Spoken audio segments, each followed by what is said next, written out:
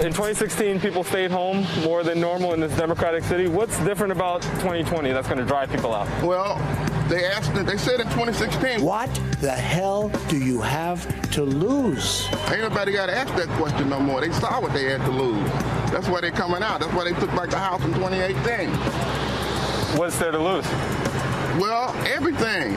With 100 days until the next election, now the pressure is on Vice President Joe Biden to reverse the trend. What are you listening for, and what connects with you the most?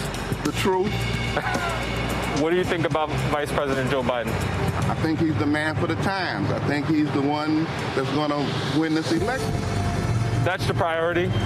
Just beating Donald Trump at this point? Priority, yes, to get Donald Trump out of office, number one priority. Then you can make changes and reforms, but you got to get the Republicans out of office first because they're holding up everything in the Senate. RUBEN Hopkins from Wisconsin's Black Chamber of Commerce says Biden's engagement of black voters needs to extend beyond policy and directly to his vice presidential pick. The enthusiasm that he's looking for from central cities around this country will be in his vice presidential pick. It's going to be determined by who he chooses as vice president. The enthusiasm. People don't want to say it because people think if you say that, yeah, he should pick a black woman to be his vice presidential running mate, that it's going to scare white people to Trump, right? If there's a black female vice president on that ticket, the black community's coming out. It's not that simple, says Republican State Assembly candidate Orlando Owens.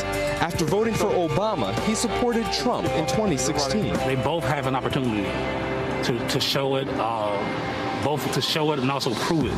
I think they both have made some steps they probably would have, taken back, but they have to really go out here and give a vision, not only a vision, point to what have you done in the past, what can you touch tangibly, and then what's the vision for tomorrow? Too much time now has been wasted on just talk. This is about action. This is what these young people are protesting about. What you see is they have a problem with the establishment and change happening, period. They're tired of talking. They're tired of meeting. It has to lead to results. And I want to see candidates that talk about results, but also can point to some things they've done tangibly already. And if you haven't done that, you got to really paint me a picture on why I should give you another 4 years or give you an opportunity. No justice! No peace! Addressing the issues being highlighted by protesters who've been marching in Milwaukee daily since George Floyd's death and are demanding systemic and rapid change. You can't turn away from what's going on with racial injustice in America, and that Milwaukee has consistently shown up every single day in different aspects in different communities to make sure these communities, which are untraditional and will usually vote and go towards President Trump, but to make it be known, that's fine, but at the same time, this is what needs to be on the agenda of racial injustice. Black communities. Black communities need to have their voices heard. And it's not saying that we don't care about anything else, any other issue, but right now, this is the issue that's impacting all of us. Do you foresee another situation where traditionally Democratic voters don't show up? I definitely do. I definitely think that if just locally here in Milwaukee, if we don't see an instant surge of change, then I think you will see that. But we're also wanting to make sure that we're organized and we're knocking on doors and we're talking to our neighbors and telling them about the importance of our August and our November election. What happens in 2020? Well, hopefully in 2020 people go to the polls. Hopefully in 2020 people realize that their vote matters.